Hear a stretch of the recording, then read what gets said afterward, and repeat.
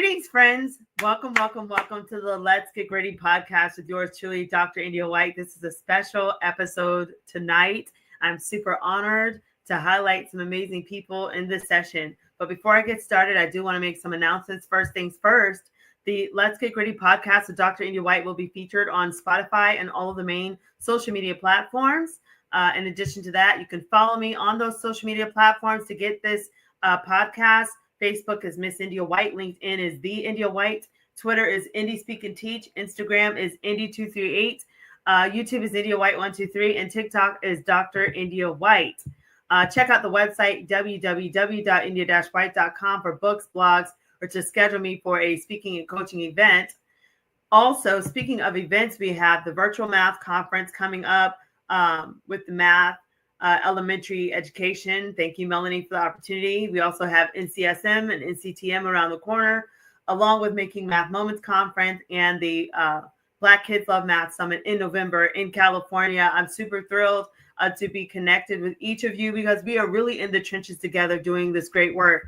And so I also want to remind you of the Grit Mini Workshop that's on the Grassroots Workshops website. Thank you, Robert Kaplinsky, for that opportunity. Go check that out when you guys get a chance. If you have any children that need tutoring, then send them my way. I'd be honored to work with you in online tutoring opportunities for your students.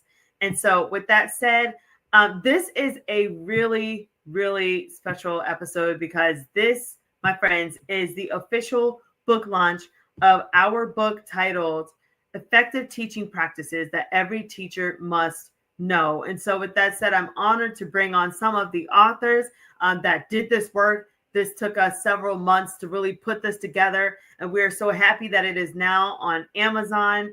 It is on my website, and you can also contact each of the authors directly to find out how you can go about getting your copy for yourself, your school district, and beyond. So with that said, I am thrilled to bring on part of my tribe, these wonderful authors. I'm going to bring on Debbie Perry and TJ Hemison. Welcome to the Let's Get Gritty podcast. How's it going, guys? Great. How are you? I am well. I'm just so honored that you guys are here with me, just celebrating this wonderful, amazing book launch. We finally got it done. Finally. So listen, the audience might not know who you guys are. So if you can you tell me a little bit about yourself? My name is Debbie Perry. I am an elementary education teacher. I have been teaching for about 35 years. I am located in Palm Beach County, Florida. I have focused on math instruction most of my career. I have also taught in STEM education. Right now, I'm focused on pre-kindergarten through third grade, teaching in a science lab. So that has been a lot of fun. And helping teachers, I have served as president and other leadership roles in my local math council. And in the state math council, I have served as elementary vice president. Very nice. Wow. That's very impressive. And I'm so grateful that you have contributed to this book. I'm going to go to TJ and then I'm going to ask you guys some questions, okay? TJ, go ahead and introduce yourself to the audience. All right. Thanks so much for having me, first of all. So my name is TJ Jemison. I currently live in Florida, but grew up and spent most of my professional career in Vermont, which is the opposite of Florida. And I have kind of a varied past. So I went into education as a educational assistant, like an instructional assistant. And while I was doing my master's degree at the University of Vermont, and I got a consulting teacher, dual certified for consulting teacher and reading coordinator. So you're probably thinking, why is he here talking about math? Well, when I started working in schools and had a caseload of my own students as a special educator, I realized very quickly I was not good at teaching math. Like I was good at doing math myself. So right. I spent the better part of the last 20 or so years developing myself in terms of pedagogical knowledge and content knowledge, I shifted from being a special educator to being an interventionist and a math specialist for really early elementary, K1. And then I became a math coach, and I worked the last 8 years in my district in South Burlington, Vermont as a math coach. So I was working in classrooms, kindergarten through fifth grade across 3 schools, supporting math. And then about 15 years ago, I became a math consultant. And I've traveled around the country and internationally. I've been to Africa and to Bangkok. So I've had lots of really great experiences and had lots of opportunities to interact with tons of teachers all over the place, all over the world. And I keep learning. So I feel like will never stop learning. And I really enjoy kind of helping teachers be better teachers of mathematics. That's kind of my goal in life. Well, that's very impressive. And thanks so much, TJ, for sharing out. So now I'm going to say a little bit about myself, because I want you guys to know of all of us that is a part of this book collaboration. My name is India. I'm just honored to be among these fabulous authors. My background is in mathematics. I'm not just someone that is inspired about math. I've actually taught in the classroom, grades K-12, been in the trenches with you as educators. I've taught at Title I schools. I've taught gifted learners, taught IB pre-calculus, all the way to students that, didn't know how to graph a line in a pre-calculus classroom. So with that said, I think that also coming from a background where, I was labeled as underserved, I was able to kind of overcome through grit. But not only that, I was able to really see how you can make systems work so that you can have effective teaching. And so with that said, I was so passionate to continue this purpose that I feel I have to really help teachers to develop their skill set as educators to really become better teachers and become more efficient as they're teaching students, so that students can get those gains. And so I've been honored to do different projects, from assistant principal, math coach of Title I schools. I've helped with PBIS coordination. And then, of course, that led me to being, of course, a national education consultant and now an author of textbook companies, currently representing Savvis Learning. So with that said, I'm just honored that we were able to really put this book together. And so with that said, I want to say what motivated us all to be a part of this book. I'm going to ask our authors this question, and I'll start out. I know for me, I was motivated because it was like inside of me, there was just this burning desire to say, what really works? We go to all these conferences, right? We're on planes all over the place, but are we really doing what counts? Like, do we really know what works? And so I've had the opportunity to present with people, to have my work presented by people, even like with Peter, building thinking classrooms, and with Dr. Seda and so many other people. But at the same time, it's like, what is really working? And so I felt like I owed it to just every educator and to the universe just to really put out there what I knew effective teaching practices were. And so with that said, I'm going to transition and ask you now, Debbie, what motivated you to be a part of this book project? Well, after 35 years of being in education, I was inspired to kind of take everything that I've learned and put it together to find a way to inspire new teachers and veteran teachers who kind of need a refresher and continue to grow and learn, and put it together so that as they are being motivated to learn and grow and be motivated and find their journey in teaching, they can open up this book and find their path. Excellent. Thanks for sharing. And what about you, TJ? Well, I mean, anytime someone famous as yourself, asks you to be part of a book, of course. But honestly, you and I met at a conference in South Carolina, and Yes. I was really inspired by your story. So, I think any time we can share with colleagues, with other educators, things we've learned, lessons from the field, I get to the privilege of going to hundreds and hundreds, probably thousands over the course of my career of different classrooms. And I can step into a classroom and I can teach kids, and I'll get teachers often saying, wow, you got that kid to talk. Well, that's because I've done a lot of this work, and I know what works. And so I was very honored to be asked to kind of share my knowledge and things I've learned. And also to kind of work with a larger, nice representative group of authors to learn from them at the same time. So it was a no-brainer to say yes. Well, thank you so much for sharing out, and I appreciate your kind words. Yes, I'm so thankful, and for the times that we met in South Carolina when I literally met TJ, and I just said, "Hey, I need you to take some photos for me." And so, from one photo till now, I mean, it's just been a wonderful relationship, and so. I'm so honored to just be on the stage with people like TJ and Debbie and our new author as well, Suki, who just joined us. She is a new mother as well. Congrats to you, Suki. And Thank so you. we had the time to squeeze a book in while preparing for motherhood. So, Suki, we were just asking about what motivated people to be a part of this book project. And so what I want to do first is have you introduce yourself to the audience. Tell us who you are and why did you get motivated to be a part of this book? Well, good evening, everyone. My name is Sukila Curtis, lovingly known as Suki, right? I thank you for this opportunity. I have approximately 10 years teaching experience. I was a reading teacher, an English teacher. I was also an avid instructor and then promoted to an avid campus coordinator. I have taught in Title I schools all the way up to private schools. I taught kindergarten,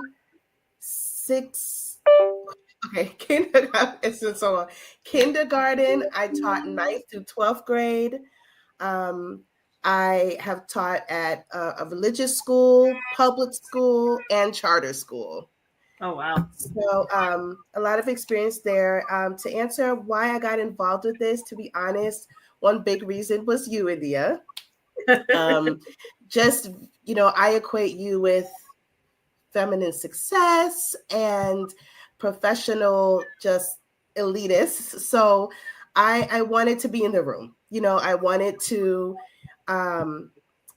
network with you and just become a higher version of myself. So that's one. So thank you for that.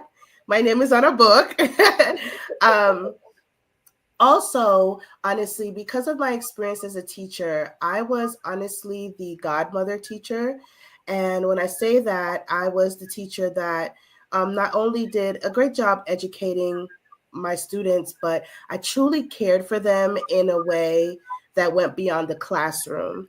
And I felt like it was really important for someone like me who wasn't teaching for 30 years, or anything like that, but to speak my truth and give my knowledge and expertise based on what I realized actually worked in a classroom. All of the different teaching strategies, but also the relationship portion of what it means to be a teacher. Right. So I got that opportunity with this book, and I thank you again. Thank you all so much. Well, again, congratulations. And, you are a perfect fit. And for you guys listening and you're, interested in this book and to see like, okay, well, what are they really talking about? Is this really worth investing in? I'm telling you, you're having people from all different walks of life tune into this from, the wonderful Susan Valdez, who she's a legislator. So, she's very busy. But the fact that she took time to speak to us about what matters in that space when it comes down to effective teaching is key. And then, of course, my teacher, Miss Wilson from high school, who she is so busy helping people now in health education, helping people to make sure they're making the right decisions with their bodies and how they can take care of themselves. She was able to come and also contribute. So you will be getting golden nuggets of wisdom from these powerhouses as well. And so with that said, I do want to transition into the next question for my authors. So when you hear the title, Effective Teaching Practices, Every Teacher Must Know, what does it mean to you personally? So we'll start with TJ. So, I mean, like I said earlier, I've had the privilege to kind of go lots of different places. I've taught to 39 fifth graders in inner city Baltimore in a very small room. They were packed in like sardines. I've been to places in Connecticut where maybe there were 18 kids in the room. So, when you are stepping in and needing to teach a class, maybe just you found out that the morning or you knew the week before, um, you have to have strategies that will engage kids and get them to engage with the content that you're wanting to for them to engage with. So for me, it just means there are strategies that really aren't super complicated that any teacher at any grade level can make work for their students. And I think so many teachers that I interact with today were taught in a different way than we are expected to now teach math. Because even young teachers who are first year on the job will tell me, TJ, my experience learning, at least in high school, maybe not elementary, but in high school was the same way I did. And I graduated high school in 1988. I was born in 1970. So it's been a long time since I've been in elementary and middle and high school. And yet many of the teachers I work with, even though they're much younger than me, still had those same experiences. It's very hard to teach in a way that you weren't taught yourself. So I think it's so important that teachers are not only aware of, but also have support to implement and can ask questions and get guidance and coaching. So it's so much more than just the strategy, right? It's also the implementation of the strategy and opportunities to try it out and maybe fail and figure out how to do it better. So that's kind of what it means to me, is like a way to help transition our teaching so that we don't have students leaving our school system not liking math anymore. I love that. Oh my goodness. Debbie, why don't you chime in? When you hear the title Effective Teaching Practices Every Teacher Must Know, what does it mean to you personally? I completely agree with TJ. I know when we're having to run into another room, we need those strategies in our back pocket to pull out and always need to learn some more. I also think that we always need help to avoid difficulties and find encouragement through shared experiences. And we can get that in this book.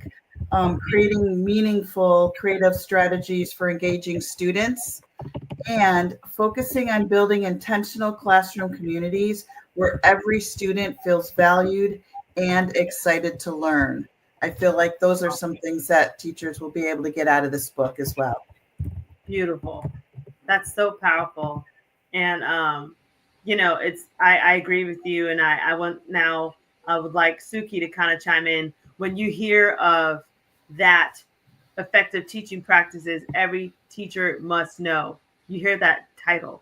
What does that mean to you personally? It tells me that this book includes multiple perspectives. If you're going to say every teacher must know, that means that the every kind of teacher must be chiming in on this book. Because, like TJ said, you could have teachers that have taught in the 80s, the 90s. You have teachers who taught in 2020. Okay, that's valuable to the reader of of this book. You don't want just one perspective. So like hearing that as a potential reader, if you will, or consumer of this book, I would think to myself, oh, this must be from various valuable perspectives. Now, for me personally, effective teaching practices, to me, every teacher must know, it brings me to understanding that teaching practices are not just about how you or what you teach, I guess you could say, but more so even about how you teach, or what is the relationship like before you start teaching? Right.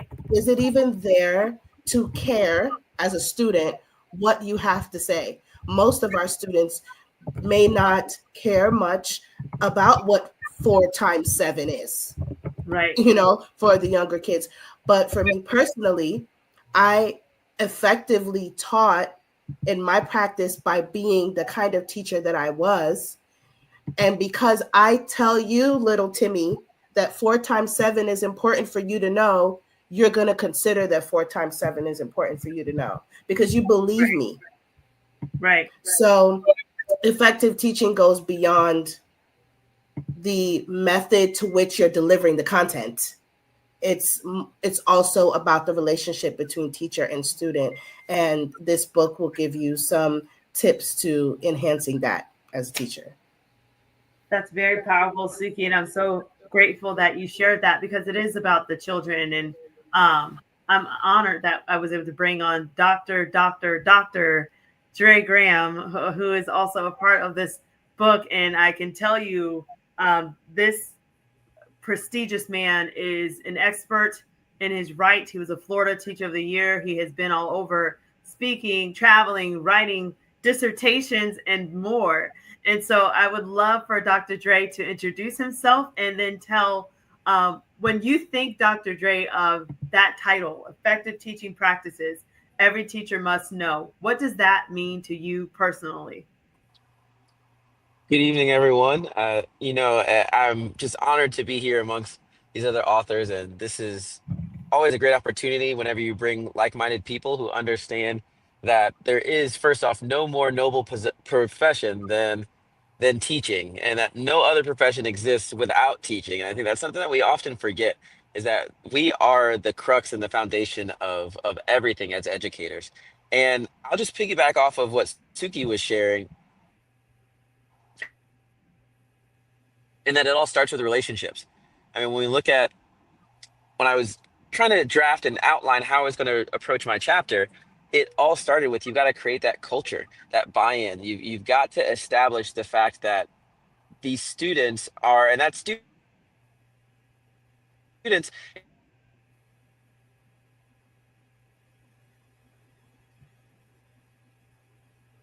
are things that are used from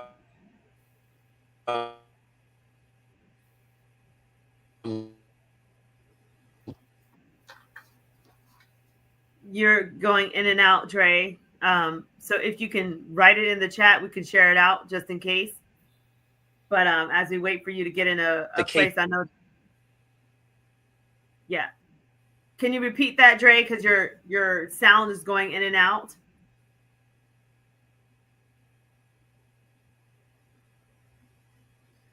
We'll wait for him to repeat. If he can't repeat, I know he was just talking about relationship building, and he was saying how when he was drafting his chapter, he really wanted to be about that. And I know for sure that Dre is the real deal when it comes down to building relationships. I can recall a time that Dre was an assistant principal, and he was literally mentoring some of these young ones that would look up to him, and as a person of diverse backgrounds, it was pretty powerful for him to have that representation in the room.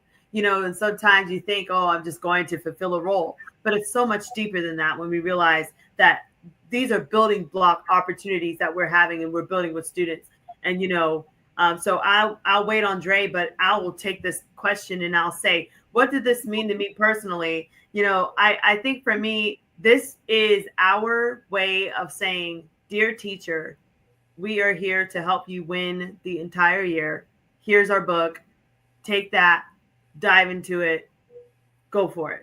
Hit the ground running. And I think that no matter who you start out with, whether you start out in Suki's chapter, Dr. Dre's chapter, Debbie's chapter, TJ's chapter, Susan's chapter, Cheryl's chapter, whoever, you're going to find so many valuable tips and nuggets that you need to effectively teach. So, Dr. Dre, you're back with us, Dr. Dre?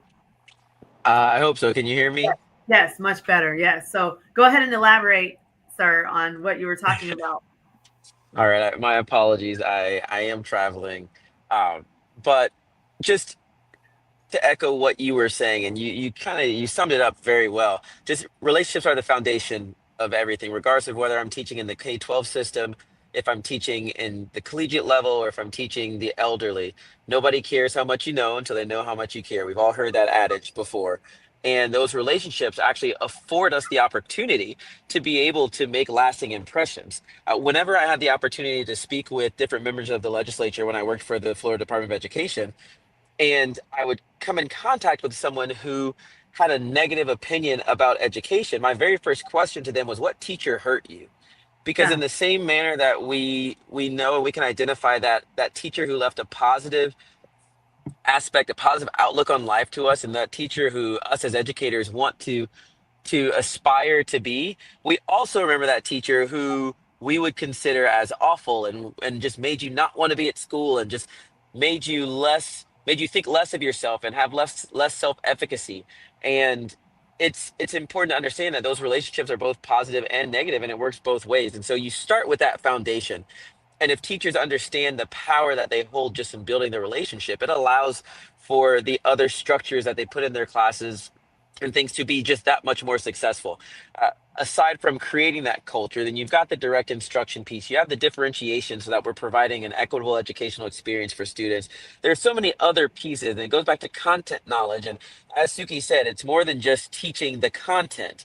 I know when I was selected as teacher of the year, people would say, "Oh, well, you're the music teacher of the year." I said, "No, I am the teacher of the year. Yeah. Music is my medium." And so we have to understand that it's so much more than just the content that we're teaching. But as Suki said, it's having the diverse perspectives available in this book allows for it to reach different people in different places exactly where they are, and hopefully provide some tools so that they can get where they aspire to be. Beautifully said. And any other authors want to share out? Okay, so then rock stars, I'm going to ask the next question. So, what was the focus? I want to start with Debbie on this one. What was the focus of your chapter, your section, and why is it important for today's teachers? The focus of my section, a lot of it talks about teaching elementary mathematics because that is what I have been doing for 35 years. But a lot of it is about creating environments where students build understanding together, building communities, building relationships, building understanding together and to strengthen genuine problem-solving skills, creating open-ending tasks to encourage thinking rather than memorization, shifting teachers' roles from being the sole source of knowledge to facilitating collaborative thinking, exploring fresh approaches in math education that differ from traditional methods, addressing diverse needs across different types of learners, and keeping routines running smoothly and managing the day-to-day. So quite a bit of different things throughout the chapter to help teachers learn through routines, strategies, and relationships. Thanks for sharing out. That was very powerful, especially all the different, strategies and things you were honing in on. Suki, go ahead and lead with this one as well. What was your focus of your chapter, your section that you remember, and why do you think it's important for teachers today? My focus really was the strategies and structure basically behind building a supportive and engaging environment that just gave way to teaching. You know, how do you foster the kind of environment where learning becomes a byproduct because everyone is engaged, everyone believes in who you say you are? As a teacher, you're like this moral compass. You're just like the way, or at least you're looked at that way. You're a hero, if you're a good teacher. And when you have that and you build on that, students will sit down and learn what they don't want to learn. So my focus really was fostering that environment. I think it's very important because a teacher is like sister to a therapist. And most people don't know that until they've been a teacher. Yeah. It's sister or brother to social work. Yeah. It's cousin to parenthood.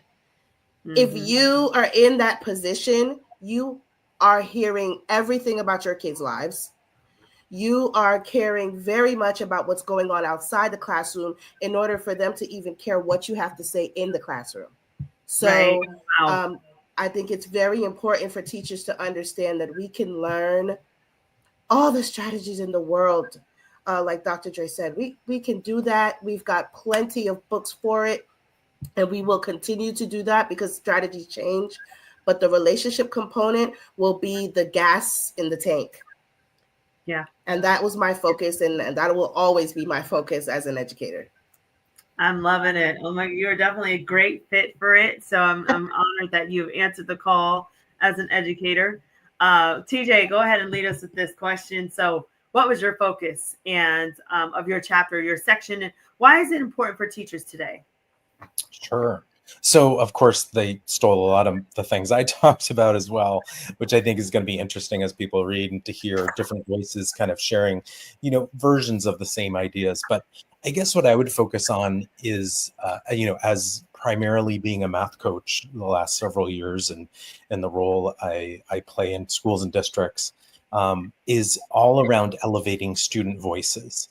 So finding ways to help teachers, give them strategies, give them ideas about how do you step back from telling and showing and really get ideas to come out of students. And maybe you're dropping a hint or a seed or something that will prompt them. You're certainly asking students to turn and talk and get engaged and to talk more. And you're using a lot of kind of discourse facilitation moves. None of those things, in my opinion, and in my experiences, come naturally to teachers. That's something you have to learn and you have to practice, and you have to have coaching on and get feedback from people and see other people do it. So I'd say those were kind of the common thread for me, was that really elevating student voices. And the more we get students' ideas and voices being heard, I think the more you get students engaging and wanting to be part of their learning. Beautiful, beautifully said. Dr. Dre, go ahead and share out with us what was your focus of your section, and why is your work and what you spoke about important for teachers today?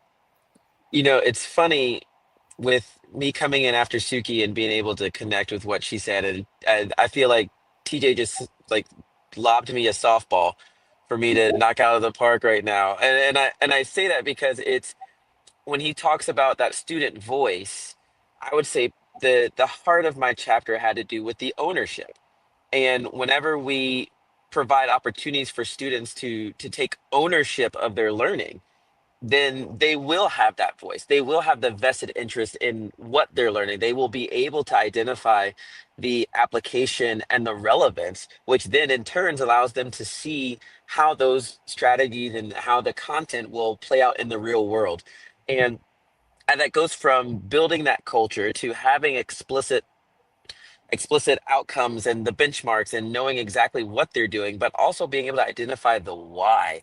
I tell my teachers that whenever I walk into your classroom, I'm not going to talk to you. I'm not really watching what you're doing. I mean, there are times when you have to go in and you do evaluative feedback and you watch how they're providing their instructional focus and delivery, all that kind of stuff. But with the students, I go and I sit down with a student. There are three things that I want to know.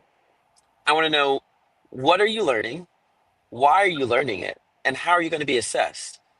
And if they can tell me all of those, if they can answer those three questions, then that tells me that they've found some significance and a connection to the content. But if they don't know why they're doing something, they don't even know what the content is that they're learning, then they definitely won't know how they're going to be able to apply it and use it. And so there's that disconnect where they're not able to take ownership. Our students nowadays, and in this contemporary world, and that's not, I don't say students just to mean K-12 individuals. I go back to the fact we're talking about all learners right now in such a technology rich environment where knowledge quite simply is at our fingertips. The presence of knowledge hasn't increased wisdom, so it's important for them to understand what to do with all of that information. We are both the smartest yet in some ways least competent uh, society right now because everything is so simple. So really having them understand the importance and the why to be able to apply it is paramount when we start talking about the monolith that is education. I mean, we often talk about the fact that we're still doing things the same way we did it 200 years ago. And I go back to our first author who talked about this. It's time to innovate. We've got to find we've got to have ways that the students are thinking differently than they were before, which requires the teachers to approach it in a different, more innovative way that ultimately is tailored to the needs of today's student. That's so true and powerful. And it makes me think of my chapter, which I talked about growth mindset. I talked about the grit framework because, like you said, Dr. Dre, we have to start being more innovative and doing things differently. Like Debbie even said, the thing is, students feel so overwhelmed at times. They need a sense of motivation. They need to understand their why. But then once they understand their why, they need a method as to how to make it happen. And so when they're able to really take on grit, and I'm able to share in my chapter different ways that students have taken grit surveys. They've understood the grit framework. They understand words like self-efficacy now. They believe in themselves. They understand that they need resilience so that they will persevere no matter what, that they have to have time management so that they can hold themselves accountable. Of course, having that growth mindset as well, so that they can enter this space of education with a different mindset, ready to learn versus coming in complaining or feeling like they're burned out or like they don't even want to try. So for me, I felt like it was so imperative to give teachers a tool that they can use to help to make sure that they can implement education effectively and give students a tool so that they can know for sure that they can be persevering and that they can get the results they need. Why do we need that? We need this. If you looked at the NAEP data, you'll see that our seniors scored at like 22% proficiency, guys. This is not anything to brag about for our nation, especially with all the power and the blessings and the resources we have. We must do better. And I love talking about grit and the growth mindset and things like that because I had the opportunity to work with some experts. And one thing we noticed was that students come to us with many states of being. They might have anxiety, they might have insecurities, they might have a low level of motivation, but we as educators have the power to build those states into traits. And I've talked about this with Peter with building thinking classrooms and other experts where how do you study that? That is us building that tool of grit. It's more than just saying the word grit. It's a tool that we're able to use through the grit framework when we're able to build growth mindset. So students might come in saying, I think I know a little bit of math or I know a little bit of this concept to know I really know I'm competent. I know what I'm doing. That self-efficacy is there. They're responsible with their time. They go from being anxious to being confident, from being, turning assignments in late to turning them in on time and helping their peers. We're building children. We're building the whole child. And grit is it. Grit is what they're going to need. So you'll see that in my chapter, and you'll see some of the different things we've been able to do, even with grit games. You have the grit circle. You have getting gritty with it, and so many other different tools that are available for you. Even a grit Kahoot. And I think all of those things are imperative as we are truly trying to build grit and build our students while effectively teaching each day. So with that said, I now want to jump into another question for you rock stars. And so I want to ask you this. Tell us, can you share a story from your own teaching or leadership experience that connects to your chapter? And I can take this one. Go ahead. Because, the stories. I will keep it as short as possible. I will tell you about two that popped up in my head immediately.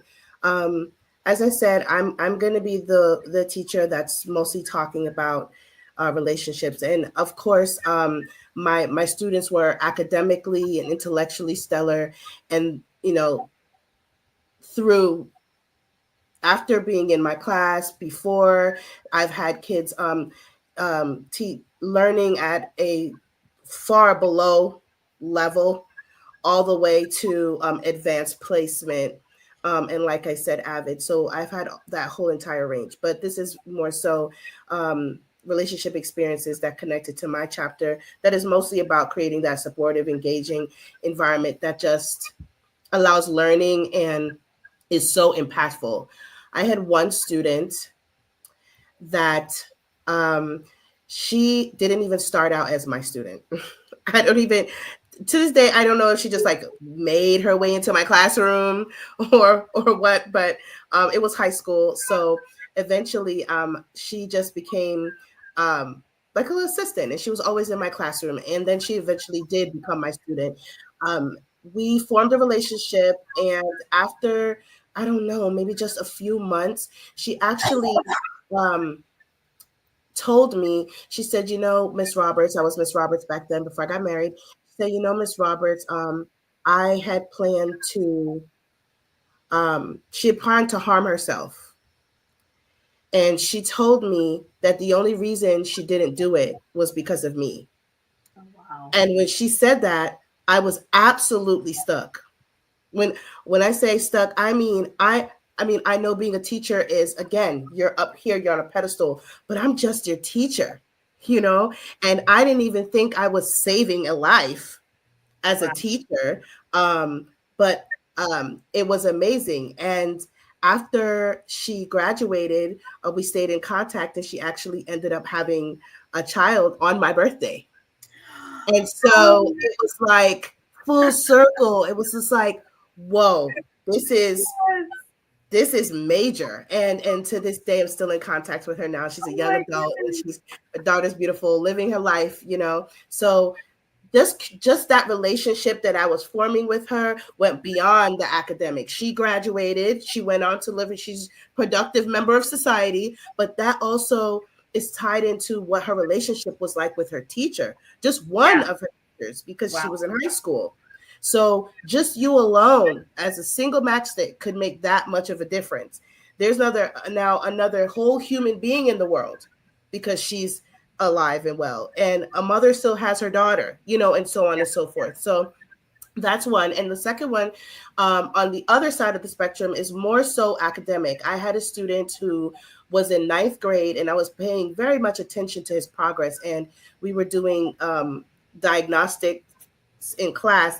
And I was like, you know, I'm realizing he's really, really quiet, and he's not scoring too well on these diagnostics. When we were all done and it was said and done, he was in ninth grade reading at a third grade level. Mm, Third grade. wow. So it made me wonder, how did you get here? Wow. How did you make it to the ninth grade and no one and I can tell you, what was so impactful about this is I decided to speak to his mother, to speak to the APC in the school, to speak to anyone in his like educational team, and figure out how this happened and what we were going to do. Well, unfortunately, his mother was really offended, and it was just an initial shock, I think, but she was so offended. It got really tense. And before I knew it, she had withdrew him from the school and actually placed him in a school that, you know, had special needs teachers and teachers that could teach students on his level. And now he's thriving. I wasn't going to assume to be the right fit for every kind of student. You know, you have to know yourself. And I would have helped progress him, but I refused to let another year go by, and you're going to now be in 10th grade, you know, maybe reading at a fourth grade level or fifth grade level. That's still unacceptable. So in those two experiences, I really kind of lived out the notion that relationship and paying attention matters. Ex- uh, I don't even know the word. It matters so much to the education of our students and their lives. Oh, well done. And I'm so happy that you still have that young woman in your life. And I think that's like God's way of saying, here Love you her. go. So Yes. I think it's beautiful. TJ, go ahead and share out for us. Tell us a story about your own leadership teaching experience that connects to your chapter. Sure. So when I thought about this question, I was thinking about an experience where that I had actually in South Carolina.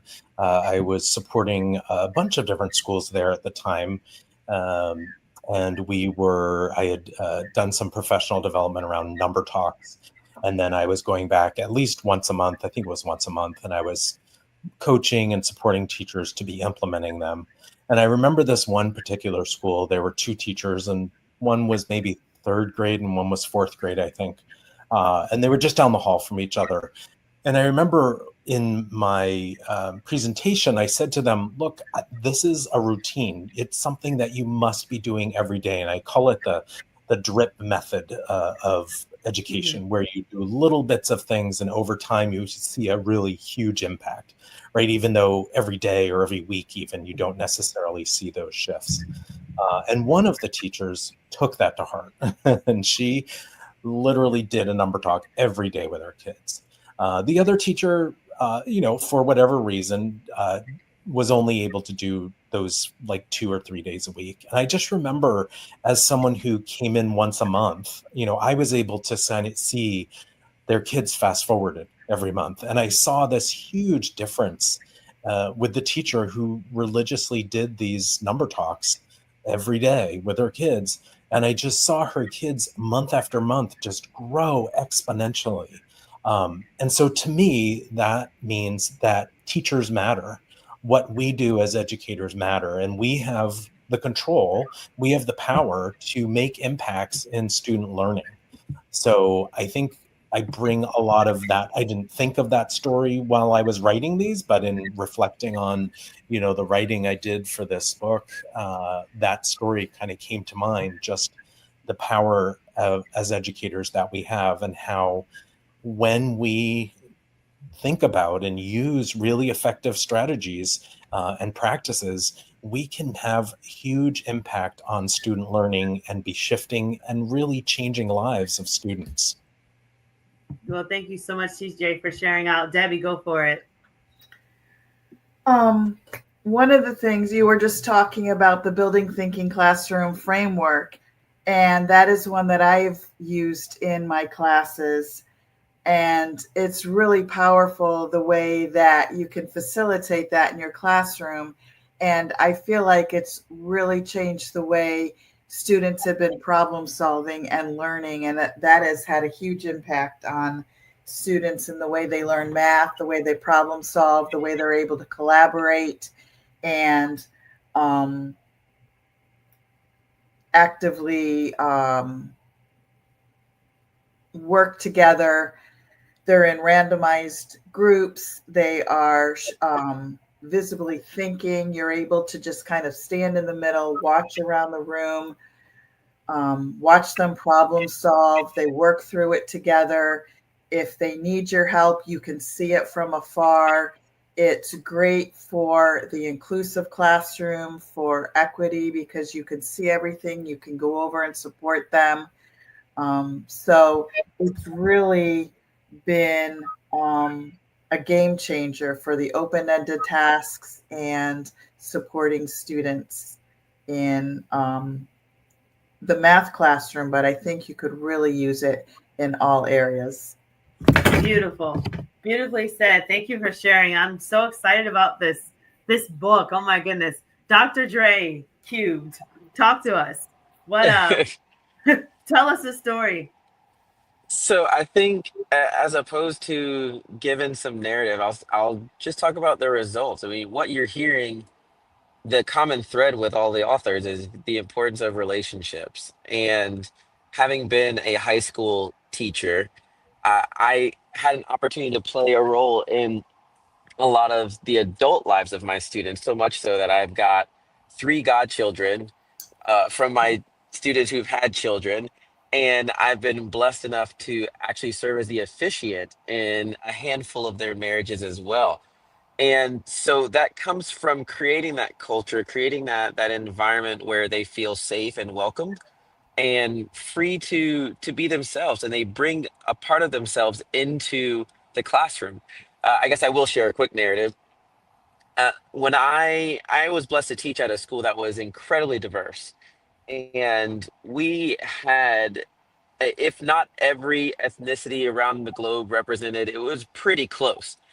And we had an opportunity that now we may get in trouble for, but we would have essentially a model UN during lunch. It was our lunch bunch, and we would all come together and we'd eat lunch together and just talk about everything. We would learn about each other's culture, learn about each other's religion, be able to ask questions that were misconceptions and have that verified or refuted in a safe space where we got to learn about each other. And what that did was it created not just a classroom but a family to where we are able to go out. I learned so much about not only the Hebrew faith, but the Jewish people, the Indian religions, the various religions, and their ways of approaching things, the various Asian cultures. I mean, you name it. It's I am the educator I am because of my students and because of the space that they took to educate me on their cultures and the different things. And so that just goes back to the importance of establishing that relationship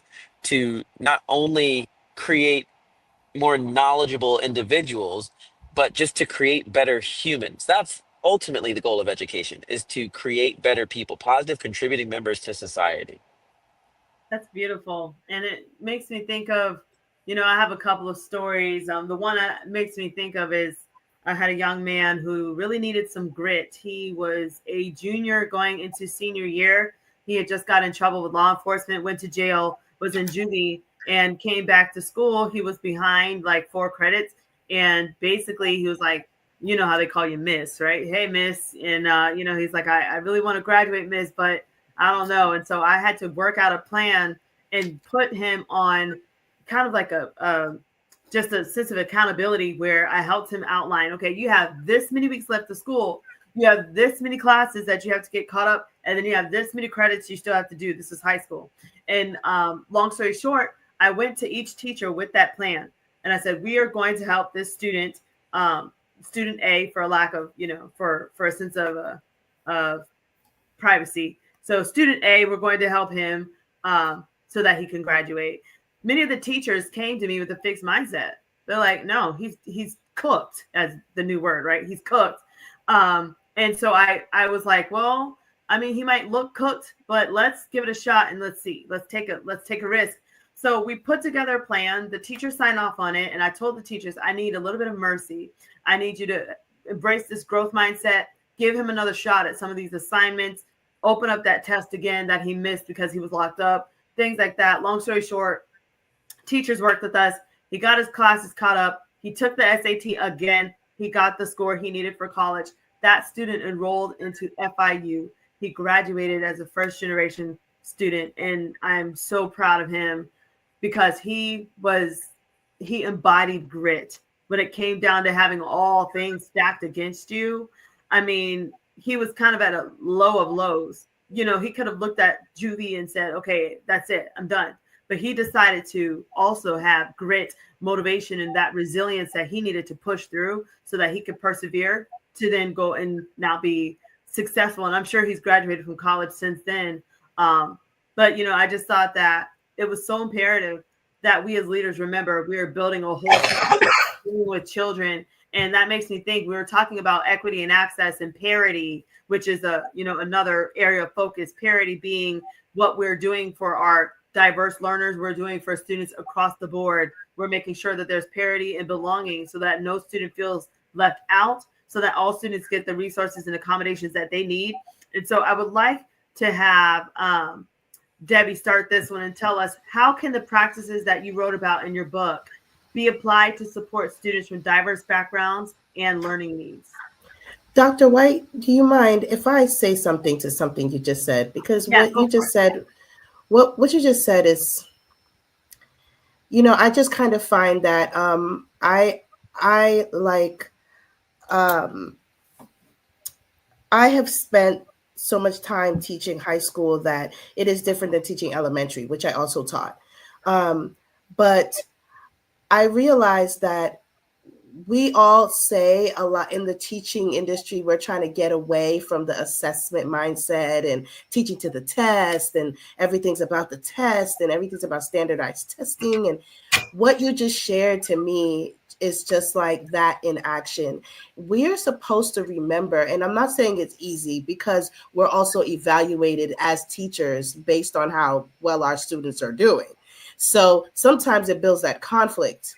But we're supposed to care that we can actually and realize we can give the mercy, we can give the space for this student to succeed. We are not here to be blockades to their success just so they can prove themselves to us and and strive so hard just to meet all these. No, like, that is the wrong attitude as a teacher. That's how you become bitter. That's how you don't pay attention to, well, my mom works 3 jobs, so she couldn't help me on the project. I really want to do it. Can I do it in class? Sure, Timmy. Do it in class, because guess what? You're still doing it. Yeah. And so I think that's the same spirit as what you just shared. Going to above and beyond for that student, you have undoubtedly changed their life. No matter what they chose to do with their life after you and all those teachers gave him or her that opportunity, you gave them the opportunity where just say yeah, just say yes. Yeah. So I don't know the student, but I just want to thank you for doing that. Because I am right now being godmother teacher to a young man that lives in my neighborhood that I see walking around during school hours, and I know for sure he should be in school.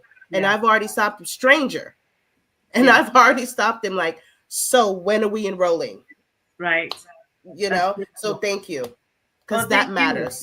And I'm glad that that student is in your life, because I hope you can take that story that I just shared and now utilize those same nuggets to help this child. And I would Yes, say I for am. that child, he needs a goal, he needs a dream. So maybe you are the one that can pour into him after this podcast when you see him throughout the week and say, I envision you being a businessman. I envision you, being a wonderful collegiate scholar. I envision and find out from him, what is his interest?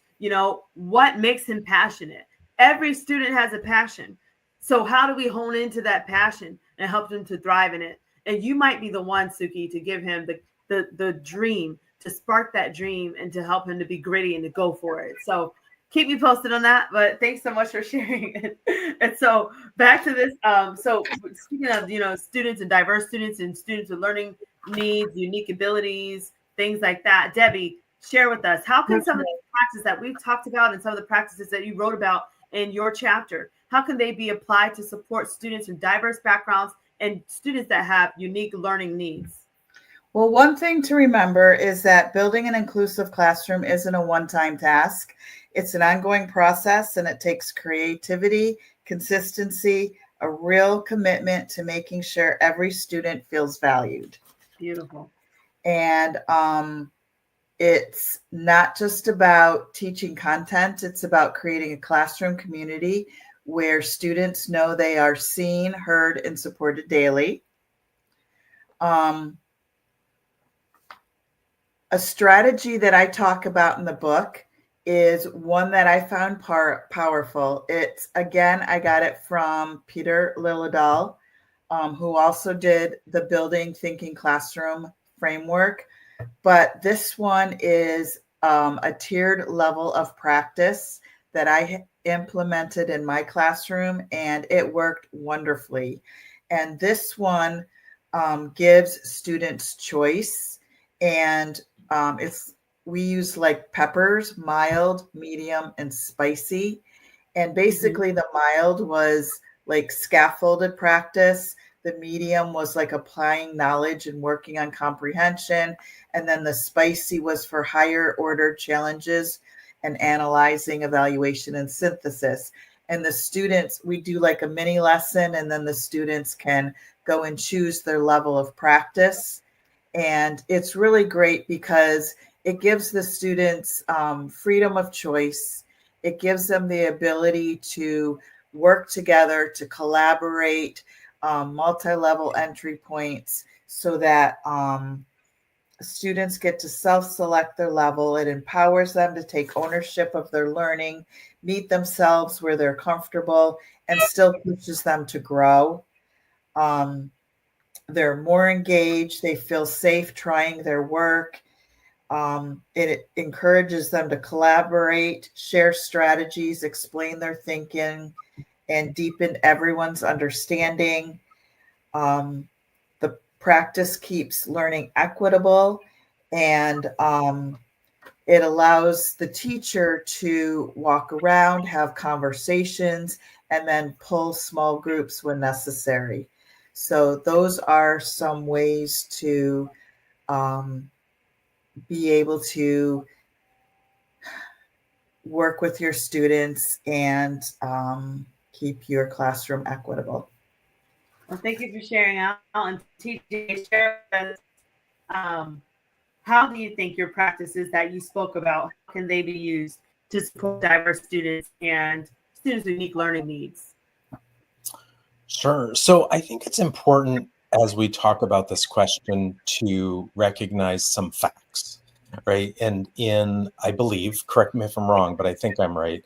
In the last census, it was the first time in the census that the population of students K-12 in the United States, there was a higher percentage of students of color than white students. That's correct. So we have shifting population in our country. However, if we look at the data around teaching staff, I believe since the 70s, we've gotten whiter as a teaching staff in this country. So, that's a challenge in that if you're working primarily with students that have different lived experiences with you, come from different cultures, there's research that suggests that students who match the background and experience and culture and race of the teacher that's teaching tend to do better in their classes. So we can't just say we want our teaching staff in the United States to mimic our population, right? Hopefully that happens over time, but as it is right now, we've gotten whiter as a teaching staff. So I think it's really important to, first of all, recognize we all have biases, to recognize that. And so the two kind of practical things that I write about in my chapter is the first thing I do is anytime I'm introducing a task, a problem, an image, a story, the first thing I'm asking is, how does this provide access and equity for students? So I want to have that mindset and think about that and brainstorm that. The other side of that, and I call these kind of like bookends, the other side of that is, how might this thing that I'm introducing unintentionally, how might it be marginalizing to a student or students, right? Because we all have blinders on. And so I think the simple act of asking those questions won't be perfect. It won't mean that we'll never put something in front of students that might marginalize them, but it hopefully would minimize that. I also talk a little bit about Dr. Rudine Bishop, who talked about mirrors and windows. And so she talked about it in the context of literature, literacy in books. Of course, I've written other books that combine literacy and mathematics. But I think we can bring those ideas to mathematics as well. So when I'm thinking about problems that I put in front of students, if I'm thinking about a theme for a unit, are they providing mirrors for students so they see themselves and their lived experiences, so they feel like, oh, I'm part of this learning? And do they have opportunities to also see windows into others' lived experience? So maybe someone that has a different background than me. If I'm a student who lives in the city, maybe I learn about kids on a farm and I'm doing math around that. Or vice versa, where I was teaching in Vermont, it was very rural. To talk about subways and buses and city skyscrapers, that was foreign to a lot of the students I worked with. But it doesn't mean we can't introduce them to that. So I think those are some of the ideas I played with in the chapters I've written. Okay, well, thank you for sharing. That's very enlightening. And I know that with the work you've done across the nation, you're definitely making a difference. So thank you, TJ. Stuki, go for it. So, how can these practices be applied that you wrote about and that you spoke about to serve students with diverse backgrounds and unique learning needs?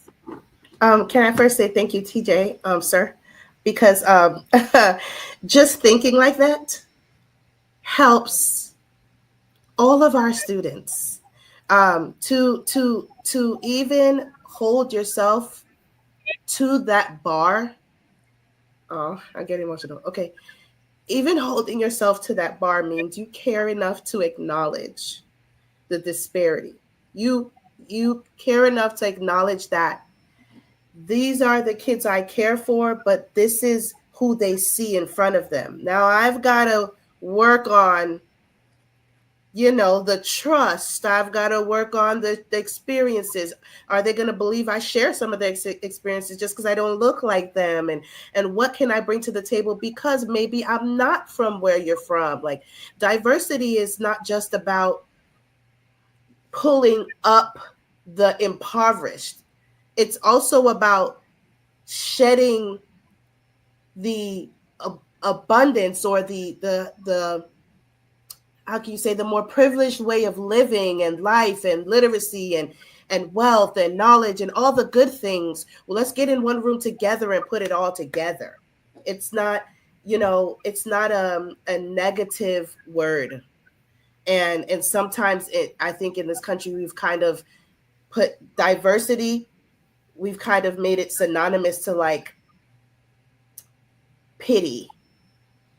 You know what I'm saying? Like, oh, we're picking up a marginalized group and let's diversify. It's like, no, you're also diversifying if you bring someone really wealthy into my low income school. You're diversifying. So I just want to say thank you for even caring enough to acknowledge that, and for all the work that you have done to bridge that gap. For me, absolutely.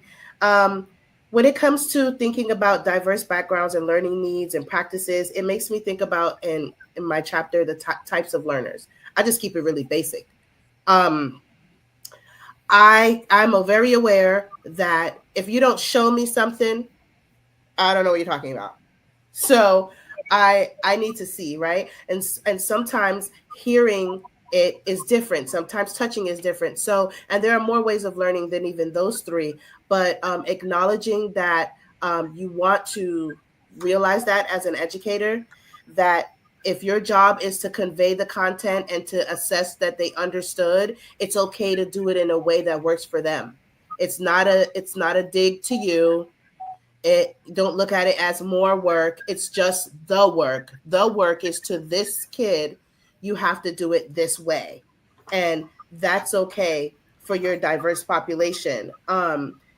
Also, I am lucky enough that in the spaces of diverse classrooms, I'm already diverse, if you will. So I'm already able to step into that space, and because I looked like a large group of my students, I was able to kind of step into a space that was, I'm not going to say easier, but it was just it gelled differently, with the classroom. So that may not be looked at as a practice, but me standing on my experiences and being able to say, I come from where you come from. And even though I come from where you come from, don't tell me that you can't get 100 on this test. Don't tell me that you can't go to college because I went to college. So sometimes the practice of realizing that in your diverse class you are like your student really helps for that sense of community. And TJ mentioned something just about the makeup of our teachers versus our student population. And I remember specifically one year as a teacher, I had open house, and actually it was my first year teaching, and I was setting up my classroom, and all I heard from outside of my classroom was, my teacher's Black.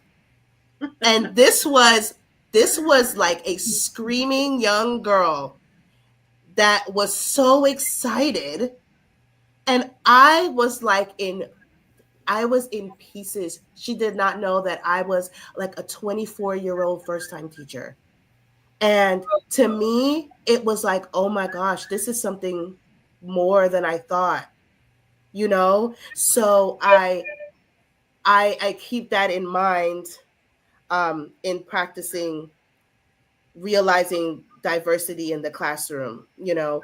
And lastly, I will say exposing them, exposing your students, regardless of the makeup of your kids, whether we're talking about economics or we're talking about race or we're talking about intellect. I have had students in my classroom. I just got finished last year. I retired from teaching, and I taught second grade. And I have a kid that absolutely soared at math, and it was a self-contained classroom, but he soared at math and not so well at ELA. And then I realized that he was always trying to kind of run the students. And even though he gave me pushback, he's one of those kids, you know, he would ask to help me do this and ask to help me do that in the classroom. So I made him like the classroom manager. And when I tell you I could get him to do anything after that, so just realizing that in order to get to him intellectually and for him to do the work I needed him to do and excel and try on the spelling test, I had to acknowledge the fact that he was someone who wanted to deal with the computers and wipe off the desks and, you know, lead the line to lunch, you know, and it was just realizing that kind of allowed him to reach his potential. Beautifully said, and thank you so much for sharing your heart and your experience of these practices. And Dr. Dre, we want to hear from you. How have these practices that you wrote about in the book, how do they support students that come from diverse backgrounds and students with unique learning needs? Well, no, many of us may be familiar with a quote that George Bush made, which is accredited to him, but it was really written by his speechwriter. But it's the soft bigotry of low expectations. And one of the things that we talk about in my chapter is just the importance of having explicit and continuously high expectations for all students. And one of the common misconceptions in education is people, teachers specifically, will say, "Oh, you know what? All kids can learn. All kids can learn." And the problem with that statement is that it deflects responsibility. And so, something that I have preached to my teachers and to really anyone who will listen is that we've got to modify that statement. It shouldn't be that we believe all students can learn. As an educator, we have to believe that all students can learn as a result of our instruction. And that turns it back around on us because it's our responsibility to present the material in differentiated ways so that it is able to be grasped by all students, regardless of their creed, their background, their race, their religion, their orientation, their identity.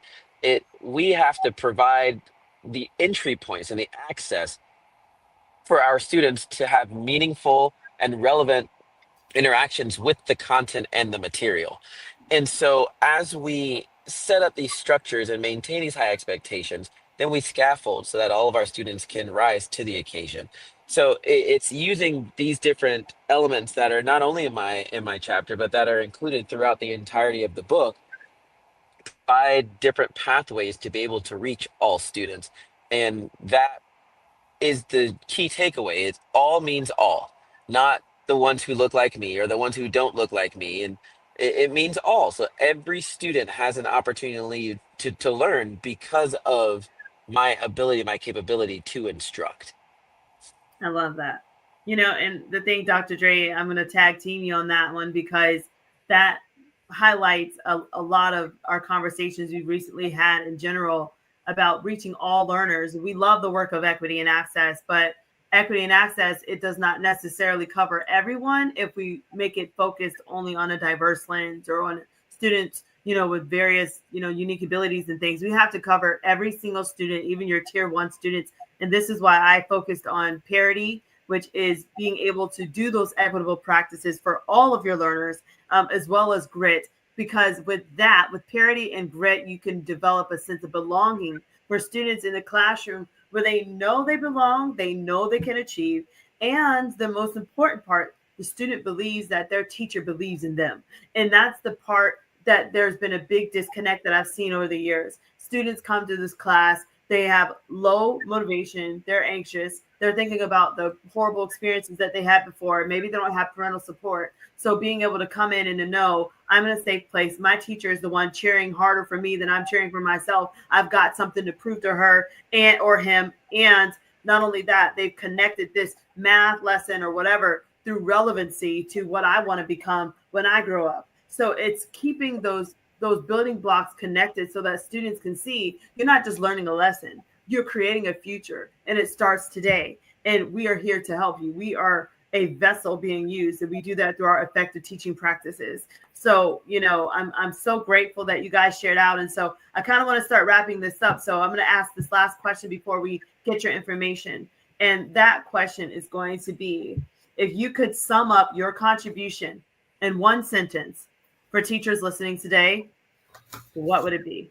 And I'll start with Suki.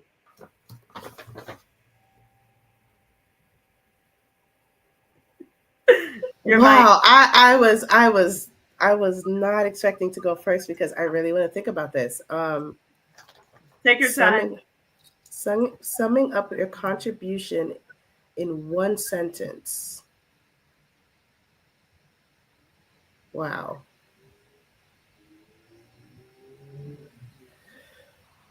Well, Suki, I can give you some think time if you like. Yes, Dr. Graham, please. I'll just Thank jump you. in because I think I summed it up in my previous statement in that it's all students can learn as a result of our instruction.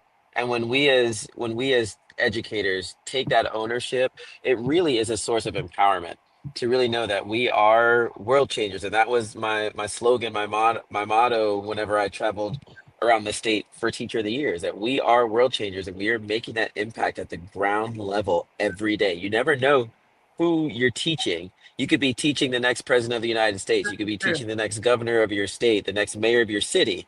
And what type of impression, what type of person does that student become because of their interaction with us as teachers? And really quick, just to give Suki a little bit more time, there was something you said in the previous statement, India, that I wanted to piggyback off on, and that's the fact that when we think of equity, a lot of people think only to the remediation side. And a lot of people have that misconception that equity means I'm taking something from students who Right. quote unquote don't need it to give to the students who are in need. But equity is a spectrum and it also includes the students who need enrichment. And so when we talk about that, it goes back to the all means all. We're talking about all students across the board. And in order to provide them with that equitable educational experience, we have to understand that all students can learn as a result of our instruction. That's so powerful. Dr. Drake Cube, thank you so much for sharing out. I will wait on Suki's response. So let me go to Debbie. And Debbie, why don't you share out for us? If you could sum up your contribution in one sentence for teachers listening today, what would it be? Approaches that are shared to foster classroom communities where every student feels seen, heard, and valued. Beautiful. Oh my. Thank you so much for that. Now, let's go to TJ. If you could sum up your contribution in one sentence for teachers listening today, what would it be? Well, I could just say ditto Dr. Dre, but so my and maybe I'll just say kind of the same thing he did with different words. I was saying basically that I'm hoping the legacy of this book and the strategies we've talked about there really help educators to shift their instruction to have impact on schools and classrooms and ultimately the students they work with, right? We're hoping these strategies have impact on students and the learning that they do in schools. I love it.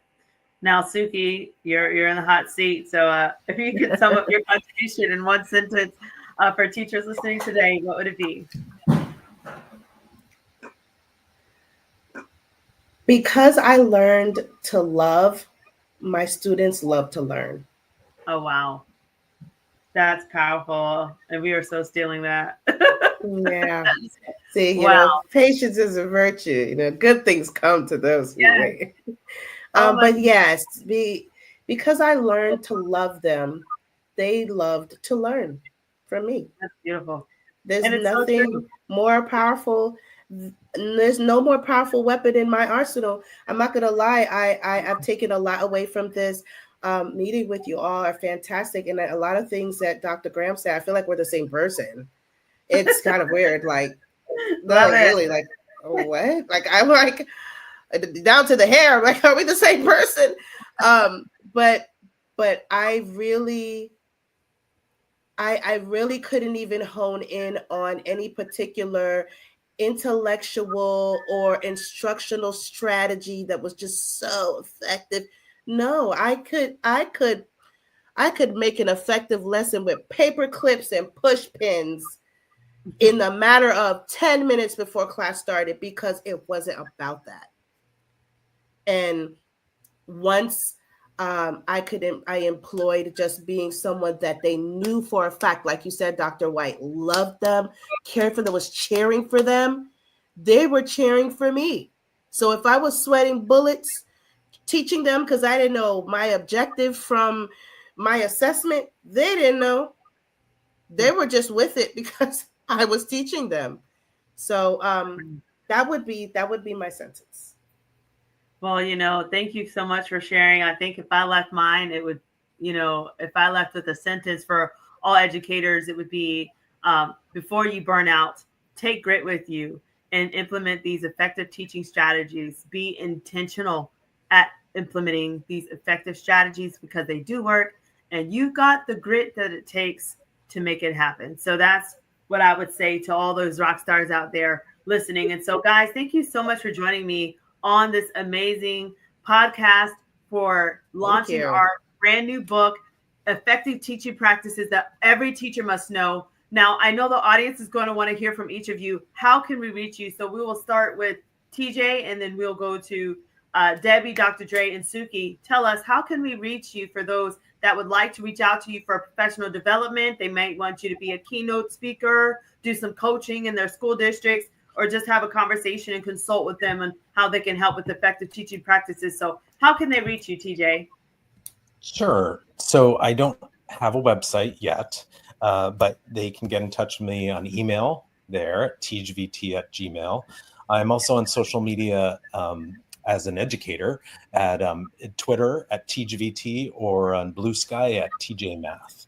So those are the three best ways to get me. Well, thank you, TJ, for that. And Debbie, go for it. You can reach me at email perrd84@gmail.com or on Twitter X at Mrs. Perry D. Okay. And that's all I have right now. Is it MRS or MS? MRS Perry D. Excellent. Okay.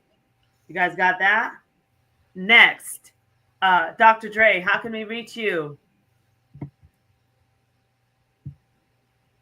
Dr. Dre, you're up. Sorry. Yep. No. Sorry. I'm here. I was typing in the chat, and it's just going from the chat to the back to the mic. I was trying to get it done before Debbie was done talking, and she beat me to it. But the easiest way would be via email. I do have a website. It's real4ed.com, and it's reimagining equity and learning. And I think it's just so important that we really define that word as what it is and not let it be the misunderstood villain of education that it has become. But you can reach out to at dregraham at real4ed.com.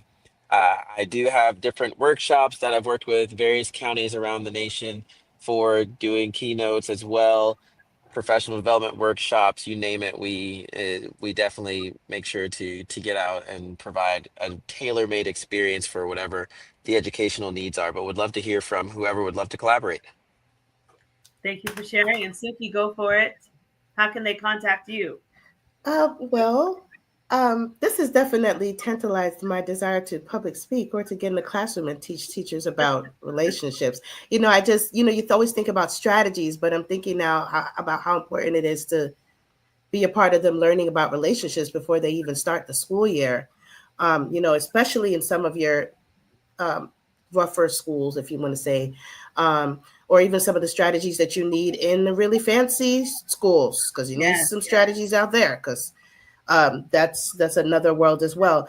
To reach me, my phone number is 813-516-4700. That's 813-516-4700. And my email address is sukilasbusiness@gmail.com. Excellent, excellent, excellent. And yes, I'm sure people will be tapping you guys. And so if you guys want to reach me, here's my social media handles. I tell you every time I get on the podcast, I have a million of them. Good luck. Find your voice. And of course, you can check out the website, www.india-white.com. And my email is scrolling across the bottom of the screen. It is india.white.123@gmail.com. So you can email me and ask, for whatever services you need, whether it's consulting, speaking. If you want a couple of us to come out and represent your district, we would be honored. If you want all of us, just reach us. There's also the Honorable Susan Valdez, who is busy creating laws for us. Thank you, Susan. We love you for that. She could not be here because she is a rock star doing that work. But her email address is right there on the screen, susanvaldez82@gmail.com. And then, of course, my high school teacher, she also was tied up in some things. And, she has definitely left her mark. And I would not be here had it not been for her. But you can reach out to me directly if you're wanting to hear from her as well, because she has so many different things she's doing now in the health education space. So with that said, guys, thank you so much, everyone, for tuning in and hearing us out here on our official book launch of the effective teaching practices that every teacher must know. And I just want to say that, I appreciate all of you guys coming on to the Let's Get Gritty podcast. Until next time, stay gritty. See ya.